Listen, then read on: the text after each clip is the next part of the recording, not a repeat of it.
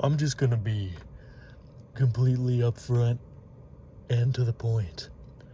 This was probably one of the most unpleasant doctor experiences I've had so far. The chick in there, one of the nurses or whatever, clearly had no idea what she was doing. She was just stabbing me multiple times. Couldn't get the stupid needle into my arm.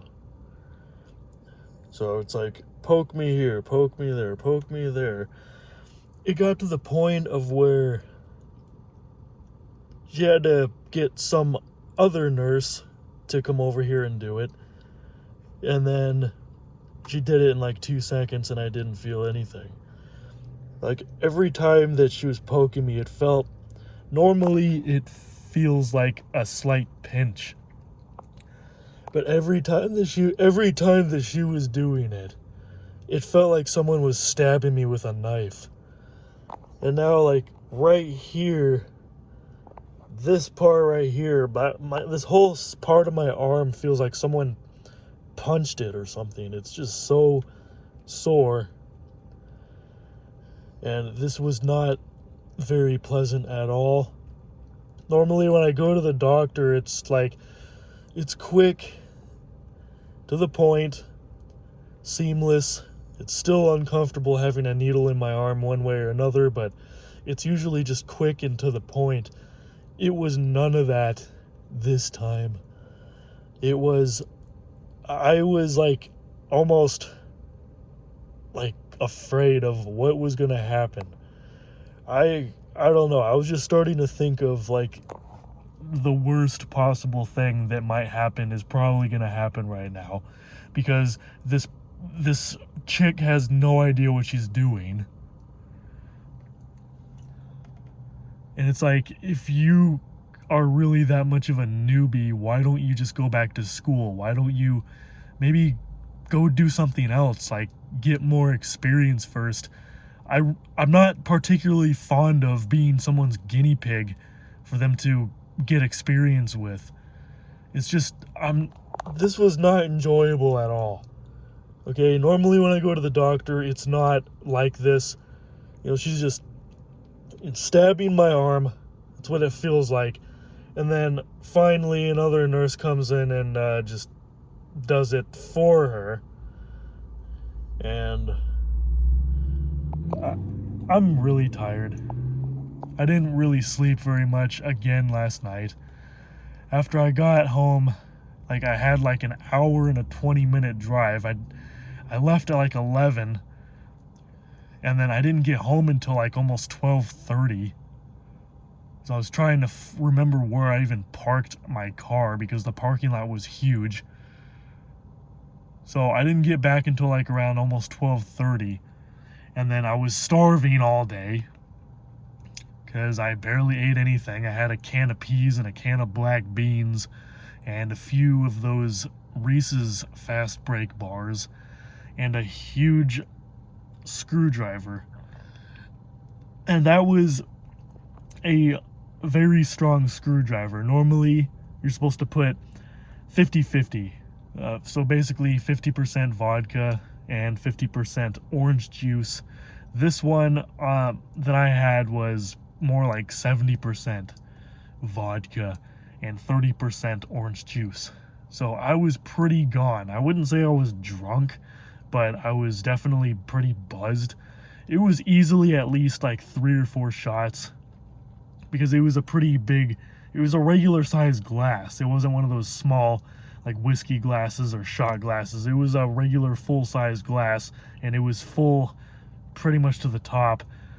70% vodka. It was very strong. It tasted like orange juice, but it was still making me kind of go a little bit every time I would drink it. And I was drinking it like kind of consistently. Like every 10 seconds I'd be drinking a little bit more. I'd be like, and it hit me in like within 20 minutes I was already buzzed. It was Swedish vodka too. Svedka, the Swedish vodka. Sweden doesn't screw around. But if I'm being completely honest right about now, which I always am, I hate being a liar because liars are cowards. I don't really think I'm a huge fan of this Svedka vodka. I think if I'm going to have vodka from now on, I'm just going to stick to Smirnoff. Or if someone else is paying for it, I'll have Tito's, because that's a bit more expensive, higher quality vodka. But at the end of the day, my go-to for vodka is typically Smirnoff. I've never really had a problem with that. I haven't really drank Smirnoff a whole lot, because most of the time nowadays, if I drink alcohol, it's usually white rum, like Bacardi or Captain Morgan, whichever one. I don't really care. They're both the same. So I'll just go with whichever one's cheaper at the time. So either white rum or sangria. Sangria is like my beer, because I can't drink beer. Everyone knows why I can't drink beer. So generally I'll have wine instead. And the thing that I like about sangria as my beer is that it's a very strong beer. It's 10%. Most beer is like 4%, maybe 5%. So it's definitely a lot stronger than most beer. And I don't mind that, because it tastes like fruit punch. And I get buzzed off of 2 glasses. And I prefer to keep it that way, because that's why I like to control how much I drink. I don't drink very often. I usually cut myself off after the first drink, the third drink. I'm kind of acting like Mr. Biden right now because I'm tired.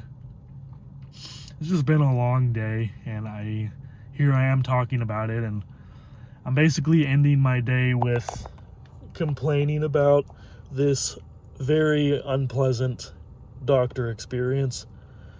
I really hope that next time goes better, but this doesn't happen every time. This is just like one of the extremely rare times where I had to deal with a very inexperienced nurse, and I was very skeptical ever since the very first attempt that she was trying to stick the needle into my arm. And it hurt. It was extremely uncomfortable. She couldn't even get the needle in. She was saying, "Ooh, your skin is tough. Needle isn't going in." Like, no, you just don't know what you're doing, but you won't admit it.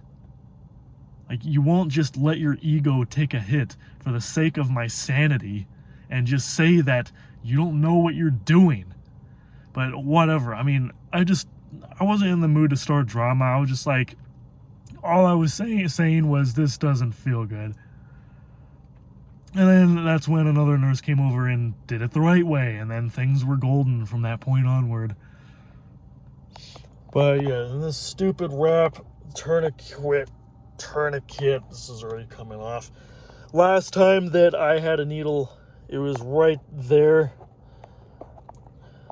like further back, right here, and they only took one little tube of blood, and it was super quick.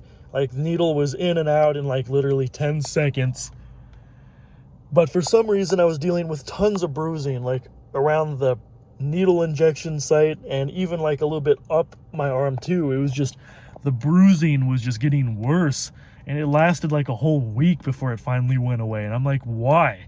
Well, I learned that every time you stick a needle into your arm like this, you're not supposed to do any sort of heavy lifting. You're not supposed to be like, you shouldn't like bend your arm a lot, like try to keep your arm extended like this as much as possible, and just try to avoid any heavy lifting with this arm for the next few days. Otherwise, it's basically going to irritate the blood vessels more, and it's going to cause bruising, and the bruising is just going to keep getting worse unless you just basically try to keep your arm as stationary as possible, and you don't really use it very much for the next couple days. And that's really the best way to avoid bruising. I also heard that you could use an ice pack on it that can calm down the bruising, but I never did that. I basically went from the doctor straight over to the gym and started working out, and well, the bruising just kept getting worse from that point onward. So that's why I note to self, whenever I go to the doctor from this point onward, I just can't, basically I just have to pretend that my arm is dead weight for the next 2 or 3 days. But I'm gonna go home now. It's 5:30. I'm tired. Just feel from being at the doctor and being just getting up super early. I didn't sleep very much. I didn't go to bed until like probably 3 a.m. By the time I was done eating, I ended up eating way more than I wanted to, so I ended up getting a little bit of heartburn after I was trying to go to sleep because I ate too much, and I was eating some spicy stuff and a lot of cheese too, so you know, I'm just prone to heartburn whenever I'm just eating excessive amounts of junk food like that. So I didn't actually fall asleep until like probably around 3 in the morning. And then another thing that was kind of making it hard to sleep was I've still been coughing up some throat gunk for at least a couple weeks now. And it's not getting worse, but it hasn't exactly been getting, like, it's not been going away either.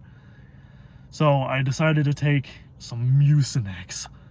It's the only thing that's really gets rid of this gunk that I keep coughing up, because I don't feel like dealing with pneumonia. I feel like I was almost getting like a little bit of pneumonia going on, because sometimes I'll feel a little bit lightheaded and fatigued and I just don't feel good.